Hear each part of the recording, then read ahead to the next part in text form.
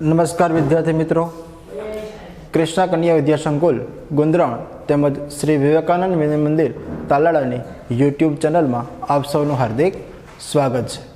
હવે આજના લેક્ચરની અંદર ધોરણ 9 ની અંદર જે આપણે 9મા ચેપ્ટરનો અભ્યાસ કરીએ છીએ બળ તથા ગતિના નિયમો, તો એની અંદર જે છેલ્લા લેક્ચરની અંદર આપણે કેટલીક પ્રવૃત્તિઓ છે, કેટલાક ઉદાહરણો છે એની આપણે ચર્ચા છે કરી હતી અને એના દ્વારા આપણે સમજ્યા હતા કે ખરેખર જડત્વ કોને કહેવાય અને છેલ્લે આપણે જડત્વ અને દ્રવ્યમાન એટલે કે દળ વચ્ચેના સંબંધ છે એની પણ વાત છે કરી હતી। હવે આજના લેક્ચરની અંદર આપણે જે ન્યૂટને ગતિના 3 નિયમો આપ્યા છે તેમાંથી પહેલા નિયમનો આપણે અભ્યાસ કરી ગયા છે કે જ્યાં સુધી કોઈ પણ પદાર્થ છે એના પર અસંતુલિત બાહ્ય બળ ન લાગે ત્યાં સુધી જો કોઈ પદાર્થ છે સ્થિર હોય તો એ સ્થિર રહેશે અને જો ગતિ કરતો હોય તો એ પોતાની અચળ વેગી ગતિ ચાલુ રાખે। એના વિશે આપણે અભ્યાસ કરી ગયા છે। હવે આજના લેક્ચરની અંદર આપણે જે ન્યૂટને ગતિના નિયમો આપ્યા છે એમાંથી બીજા નિયમ છે એની વાત છે કરવાના છીએ। ઓલરેડી આપણને મેં તમને આની પહેલાં પણ સૂચના આપી હતી કે ગતિનો જે બીજો નિયમ છે એ અને એનું ગાણિતિક સ્વરૂપ છે એ પરીક્ષાની અંદર આ વર્ષ પૂરતી આવશે નહીં, કારણ કે જે 30% અભ્યાસક્રમ છે ઘટાડેલો છે તો એની અંદર આ જે ટોપિક છે એ આ વર્ષે પરીક્ષાની અંદર પૂછાશે નહીં, પણ એમ છતાં પણ એ નિયમ છે એ આપણે લખવાના છીએ। તો ન્યૂટને ગતિનો જે બીજો નિયમ આપ્યો છે એ શું છે તો યાદ રાખશો આપણે કે કોઈ પણ ગતિમાન પદાર્થના વેગમાનમાં થતા ફેરફારનો સમય દર તેના પર લાગતા અસંતુલિત અથવા તો પરિણામી બાહ્ય બળના સમપ્રમાણમાં હોય અને વેગમાનમાં થતો આ ફેરફાર બળની દિશામાં હોય। આ છે ન્યૂટનની ગતિનો બીજો નિયમ। પણ એ નિયમ લખતા પહેલા એની અંદર એક શબ્દ આવ્યો છે, એ છે વેગમાન। કયો શબ્દ?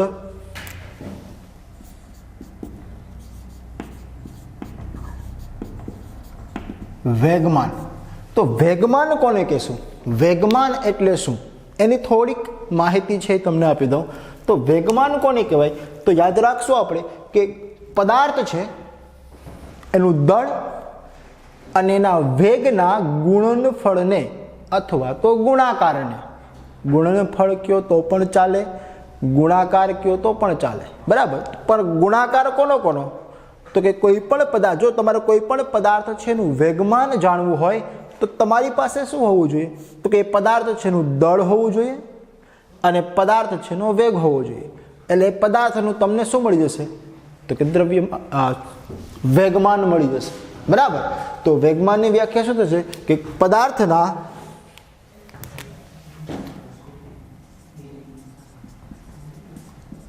પદાર્થના દ્રવ્યમાન એટલે કે દળ અને વેગ ના ગુણનફળને અથવા તો ગુણાકારને, પદાર્થના દળ અને વેગના ગુણનફળને શું કહેવાય તો કે વેગમાન કહે છે।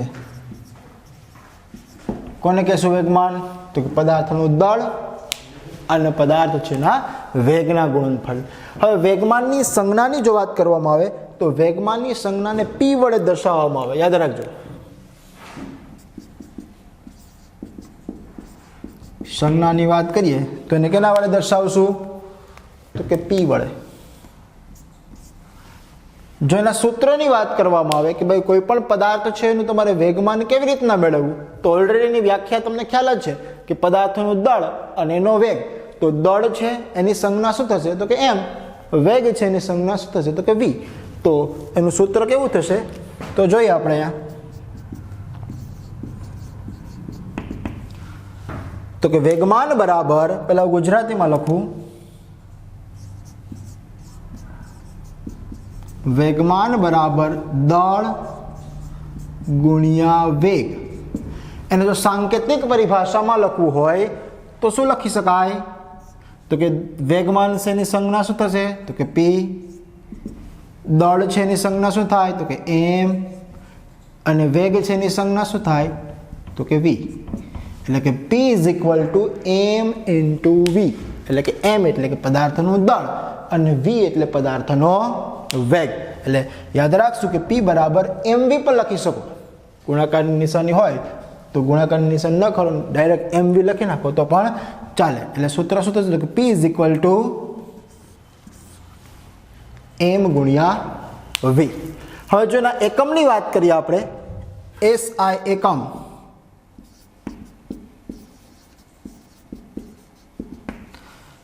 તો વેગમાનનો એકમ તો લખવાનું અહીંયા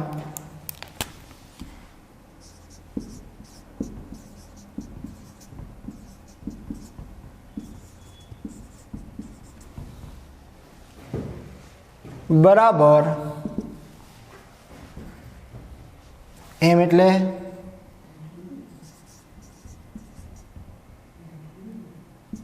દળનો એકમ ગુણ્યા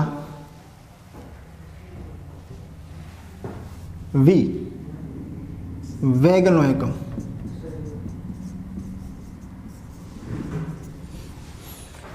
તો દળનો એકમ શું થાય તો કે કિલોગ્રામ ગુણ્યા વેગનો એકમ શું થાય તો કે મીટર પ્રતિ સેકન્ડ અથવા તો મીટર સેકન્ડ ઇન્વર્સ. તો એનો એકમ શું થયો તો કે કિલોગ્રામ મીટર પ્રતિ સેકન્ડ, અથવા તમે લખી શકો કે કિલોગ્રામ મીટર સેકન્ડ ઇન્વર્સ 1. મતલબ કે આ જે સેકન્ડ છે એ છેદમાં છે અને તમારે અંશમાં લઈ જાઓ તો એની ઘાત છે એ પ્લસ હોય તો માઇનસ થાય અને માઇનસ હોય તો પ્લસ થાય. બરાબર, તો અહીં છેદમાં છે તો ઘાત પ્લસ છે, એ અંશમાં આવશે તો ઘાત કેવી થશે માઇનસ. એટલે આ કોઈ પણ લખી શકો, બંને વસ્તુ એક જ છે, આ અથવા તો આ. બરાબર, એટલે તમને કોઈ પણ પદાર્થ છે એનું શું મળી જશે વેગમાન છે એનું એકમ છે મળી જશે. કે વેગમાન છે ને કયા એકમની અંદર માપી શકાય તો કે કિલોગ્રામ મીટર પ્રતિ સેકન્ડ અથવા તો કિલોગ્રામ મીટર સેકન્ડ ઇન્વર્સ 1. તો આ વાત થઈ વેગમાનની. વેગમાનની વ્યાખ્યા, એની સંજ્ઞા, એનું સૂત્ર અને એનું SI એકમ. ખાસ યાદ રાખજો કે વેગમાન છે એની વ્યાખ્યા શું થશે તો કે પદાર્થના દળ અને વેગના ગુણનફળને, ગુણનફળ મતલબ કે ગુણાકાર, કોનો ગુણાકાર કરી નાખવાનો તો કોઈ પણ પદાર્થનું જેટલું દળ હોય એને ગુણ્યા એનો વેગ. બરાબર, એટલે આ વસ્તુ યાદ રાખશું આપણે.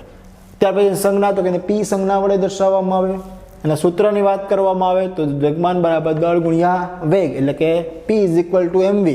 અને એના એકમની વાત કરવામાં આવે તો કિલોગ્રામ મીટર પ્રતિ સેકન્ડ. કિલોગ્રામ છે દળનો એકમ છે અને મીટર પ્રતિ સેકન્ડ છે એ વેગનો એકમ છે. બંનેનો ગુણાકાર કરી નાખવાનો. બરાબર, તો આ વાત થઈ આપણે વેગમાનની. કારણ કે જે ન્યૂટને ગતિનો જે બીજો નિયમ આપ્યો છે એમાં વેગમાન છે એની આપણને જરૂર પડશે. કારણ કે એનો જે ન્યૂટનની ગતિનો બીજો નિયમ છે એમાં વેગમાનનો ઉલ્લેખ છે. કારણ કે મેં તમને હમણાં જ નિયમ કીધું હતું કે ગતિમાન પદાર્થના વેગમાનમાં થતા ફેરફારનો સમય દર તેના પર લાગતા પરિણામી બાહ્ય બળના સમપ્રમાણમાં હોય. જો સમપ્રમાણ એટલે શું? સરખું પ્રમાણ. એકમાં વધારો થાય તો બીજામાં પણ વધારો થાય, એને સમપ્રમાણ કહેવાય. અને એક બીજું વ્યસ્ત પ્રમાણ આવે, એક વધે તો બીજું ઘટે, એક ઘટે તો બીજું વધે, એ વ્યસ્ત પ્રમાણ.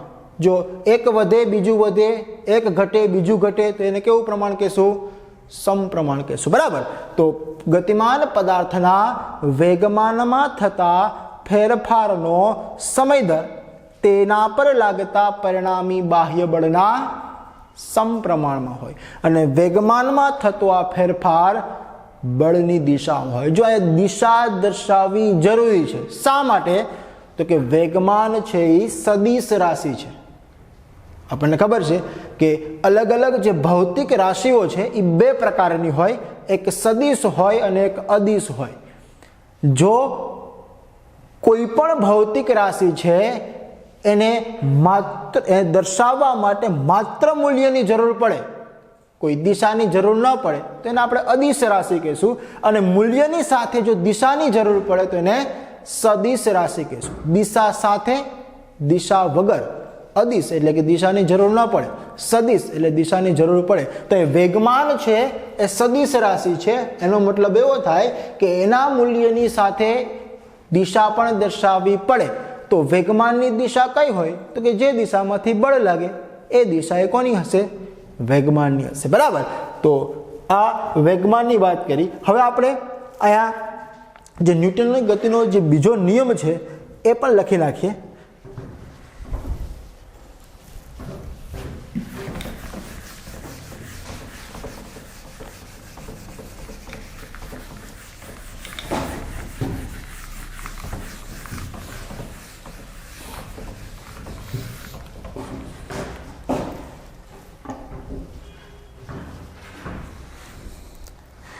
લખશો અહીંયા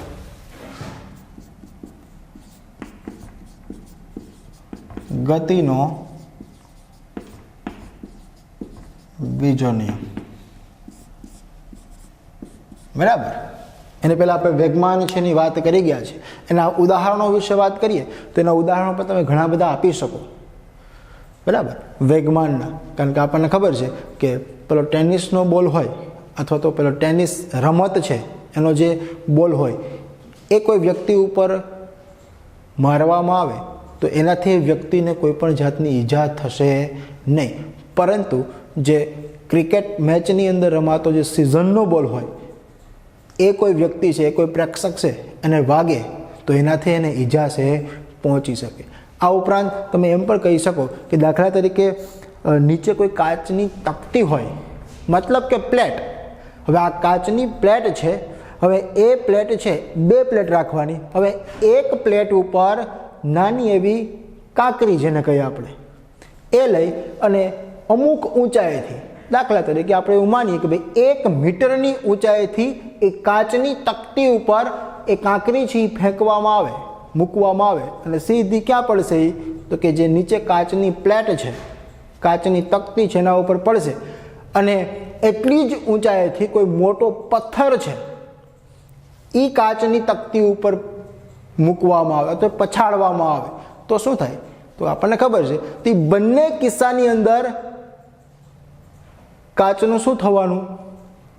તો કે આપણે બધા જાણીએ છીએ કે જે નાની જે કાંકરી છે એનાથી કાચ છે એને કોઈ પણ જાતનું નુકસાન છે એ પહોંચશે નહીં. કારણ કે આપણને ખબર છે કે એક સરખી ઊંચાઈથી આપણે બંને વસ્તુ ફેંકેલી છે. મતલબ એવો કે બંનેનો વેગ તો સમાન જ છે, પરંતુ તફાવત કેમાં છે? તો કે બંનેના દળમાં છે. નાની જે કાંકરી છે એનું દળ કેવું છે? ઓછું છે. જ્યારે મોટો પથ્થર છે એનું દળ કેવું છે? તો કે વધારે છે. તો આપણને ખબર છે કે દળ વધે છે એમ વેગમાન પણ વધશે. કારણ કે વેગમાન છે એ કોનું ગુણનફળ છે? તો કે પદાર્થના દળ અને વેગનું ગુણનફળ છે. એટલે કે કહેવાનો મતલબ એવો છે કે જો કોઈ પણ પદાર્થ છે એમાંના દળમાં વધારો થશે ને તો પણ એનું વેગમાન વધશે. જો દળમાં વધારો નહીં થાય અને જો વેગમાં વધારો કરવામાં આવે તો પણ એનું વેગમાન છે વધે છે. કારણ કે એનું તમને બીજું પણ ઉદાહરણ આપું કે જે બંદૂક છે એની જે ગોળી હોય એ તમારે કોઈ હાથમાં પકડીને તમારા તરફ ફેંકે અથવા તમને મારે તો એનાથી એ જે ગોળી છે એના દ્વારા તમને કોઈ પણ જાતની ઈજા છે પહોંચશે નહીં. પણ એ જ ગોળી છે એને બંદૂકની અંદર રાખી અને ત્યાર પછી એને તમારી તરફ છોડવામાં આવે તો એનાથી શું દશા અને દિશા થાય આપણને ખબર છે, બરાબર. એની પાછળનું કારણ શું છે? ગોળી એની જ છે, બંનેનું દળ સરખું જ છે. જે હાથ વડે પકડીને તમને જે ગોળી મારેલી છે એ ગોળી અને બંદૂકની અંદરથી છૂટેલી છે ગોળી છે, આ બંને ગોળી છે એનું દળ કેવું છે? તો કે સમાન છે. પરંતુ આ તફાવત શેમાં છે? તો કે બંનેના વેગમાં તફાવત છે. હાથ દ્વારા જે તમારી તરફ ગોળી ફેંકવામાં આવી છે એનો વેગ કેવો છે? ઓછો છે. એટલે એનું વેગમાન છે કેવું હશે? ઓછું હશે. પરંતુ જે બંદૂક દ્વારા તમારા તરફ જે ગોળી ફેંકવામાં આવી છે એનો વેગ કેવો છે? વધારે છે. એનું તો વેગમાન કેવું હશે? વધારે હશે. એટલે કહેવાનો મતલબ મારો એવો છે કે જેમ પદાર્થ છે એનો વેગ વધશે એમ એનું દ્રવ્યમાન વધશે.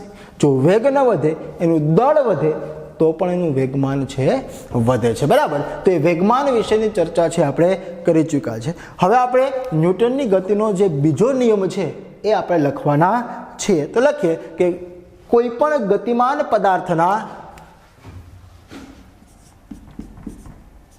કોઈ ગતિમાન પદાર્થના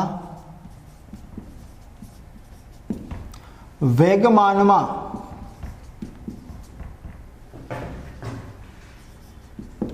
કોઈ પણ અથવા કોઈ ગતિમાન પદાર્થના વેગમાનમાં થતા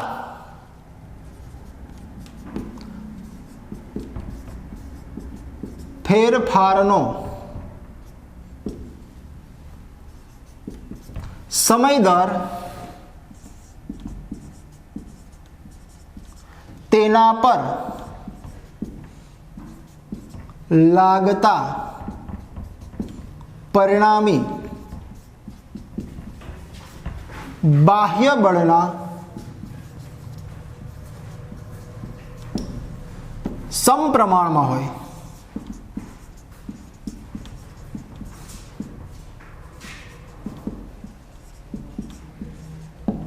કોઈ ગતિમાન પદાર્થના વેગમાનમાં થતા ફેરફારનો સમય દર તેના પર લાગતા પરિણામી બાહ્ય બળના સમપ્રમાણમાં હોય અને વેગમાનમાં થતો આ ફેરફાર બળની દિશામાં હોય.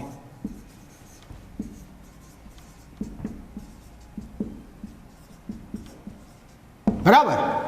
કોઈ ગતિમાન પદાર્થના વેગમાનમાં થતા ફેરફારનો સમય દર તેના પર લાગતા પરિણામી બાહ્ય બળના સમપ્રમાણમાં હોય અને વેગમાનમાં થતો આ ફેરફાર કોની દિશામાં હોય? બળની દિશામાં. જો આ દિશા દર્શાવવી જરૂરી છે. શા માટે? તો કે એના વિશે પણ આપણે ઉલ્લેખ કર્યો છે કે દિશા આટલા માટે દર્શાવવી પડે કે આ જે વેગમાન છે એ કેવી રાશિ છે? તો કે સદિશ રાશિ છે. કેવી રાશિ છે? સદિશ. અને સદિશ રાશિ છે એનું માત્ર મૂલ્ય ન ચાલે, મૂલ્યની સાથોસાથ દિશા પણ દર્શાવવી જરૂરી છે. બરાબર. તો આ જે ન્યૂટનની ગતિનો કેટલામો નિયમ છે? તો કે બીજો નિયમ છે. આ ઉપરાંત તમારી ટેક્સ્ટ બુકની અંદર તમે જોશો તો તમને એ પણ જોવા મળશે કે આ જે ન્યૂટનની ગતિનો જે બીજો નિયમ છે બળનું મૂલ્ય આપે છે અને એના દ્વારા એનું એક ગાણિતિક સ્વરૂપ પણ છે કે જે આ વખતે પરીક્ષાની અંદર એક્ઝામની અંદર પૂછાવાનું નથી. પણ કહેવાનો મતલબ મારો એવો છે કે નિયમ છે આપણને ખબર હોવી જોઈએ. તો યાદ રાખશું કે વેગમાન છે એની આપણે વાત કરી તો એને પણ હોમવર્કની અંદર લખી લેજો. એને પણ સારા અક્ષર એક વખત લખવાનું છે. આ ઉપરાંત જે ગતિનો જે બીજો નિયમ છે એના વિશે આપણે અભ્યાસ કરી તો આ નિયમ છે એ પણ સારા અક્ષરે લખવાનો છે અને તૈયાર કરવાનો છે. હજી એક નિયમ છે એ ત્રીજો નિયમ છે. એ ત્રીજો નિયમ છે હવે પછીના નેક્સ્ટ લેક્ચરની અંદર એના વિશે આપણે ચર્ચા છે કરવાના છીએ. તો આજના લેક્ચરની અંદર અગત્યના બે ટોપિક છે એના વિશે આપણે અભ્યાસ છે કરેલો છે. એક છે વેગમાન. વેગમાનની વ્યાખ્યા પણ લખી છે, વેગમાનની સંજ્ઞા પણ લખી છે, એનું સૂત્ર પણ લખ્યું છે અને એનો એકમ પણ આપણે લખેલો છે. અને ત્યાર પછી જે ગતિનો જે બીજો નિયમ છે એ લખ્યો છે કે કોઈ પણ ગતિમાન પદાર્થના વેગમાનમાં થતા ફેરફારનો સમય દર તેના પર લાગતા પરિણામી બાહ્ય બળના સમપ્રમાણમાં હોય. જો આનો મતલબ શું થાય તો એ પણ વાત કરી લઈએ કે કોઈ પણ પદાર્થના વેગમાનમાં થતો ફેરફાર, જો વેગમાનમાં ફેરફાર એટલે કે વેગમાનમાં વધારો અથવા તો વેગમાનમાં ઘટાડો, એનો આધાર કેના ઉપર હોય તો કે પરિણામી બાહ્ય બળ ઉપર હોય. એનો મતલબ એવો થયો કે જો તમે બાહ્ય બળ વધારે આપશો તો વેગમાનમાં વધારે ફેરફાર થશે, જો બાહ્ય બળ ઓછું આપશો તો વેગમાનમાં ઓછો ફેરફાર થશે. કારણ કે સમપ્રમાણ લખેલું છે. સમપ્રમાણ કોને કહેશું તો કે જો બાહ્ય બળ વધશે તો વેગમાનમાં ફેરફાર પણ વધશે, જો બાહ્ય બળ ઘટશે તો વેગમાનમાં ફેરફાર પણ ઘટશે અને સમપ્રમાણ કહેશું. બરાબર. એટલે યાદ રાખશું કે ખરેખર વેગમાનમાં ફેરફાર થવાનો આધાર છે કેના ઉપર હોય તો કે તમે એના ઉપર જે પ્રમાણેનું બાહ્ય બળ લગાડો એના ઉપર હોય. જો બાહ્ય બળમાં વધારો કરશો તો ફેરફારમાં વધારો થશે, બાહ્ય બળમાં ઘટાડો કરશો તો ફેરફાર એ પ્રમાણે થશે. બરાબર. એટલે કહેવાનો મતલબ મારો છે કે કોઈ પણ પદાર્થ છે એના વેગમાનમાં થતા ફેરફારનો સમય દર અને જે સમય ઉપર પણ હોય, બળ લાંબો ટાઈમ સુધી લાગે છે, ઓછા ટાઈમ સુધી લાગે છે, બરાબર. એટલે યાદ રાખશો આપણે કે જેમ બાહ્ય બળ વધારે આવશો એમ વેગમાનમાં ફેરફાર એ પ્રમાણે થશે, બરાબર. એટલે કોઈ પણ ગતિમાન પદાર્થના વેગમાનમાં થતા ફેરફારનો સમય દર તેના પર લાગતા પરિણામી બાહ્ય બળના સમપ્રમાણમાં હોય. અને વેગમાનમાં થતો આ ફેરફાર કોની દિશામાં હોય? બળની દિશામાં. જે દિશામાંથી બળ લાગતું હશે એ દિશામાં ફેરફાર થશે, બરાબર. તો આ વાત થઈ ન્યૂટનના ગતિના બીજા નિયમ. હવે ત્રીજો નિયમ છે એ હવે પછીના નેક્સ્ટ લેક્ચરની અંદર ચર્ચા છે કરશું. આજના લેક્ચરની અંદર અહીં સુધી આપણે રાખીએ. Okay, thank you.